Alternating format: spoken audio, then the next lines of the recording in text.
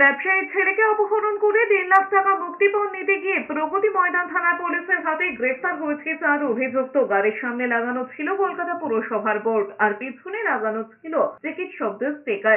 এই গাড়ি করে ব্যবসায়ীর ছেলেকে অপহরণের অভিযোগ ওঠে। 4 অভিযুক্তকে গ্রেফতারের পর উদ্ধার করা হয়েছে ব্যবসায়ীর ছেলেকে, বাজেয়াপ্ত করা হয়েছে গাড়িটিও। জানা গিয়েছে, ওষুধ ব্যবসার জন্য সঞ্জয় রজক নামে এক ব্যক্তির থেকে কিছু টাকা ধার করেছিলেন ব্যবসায়ী।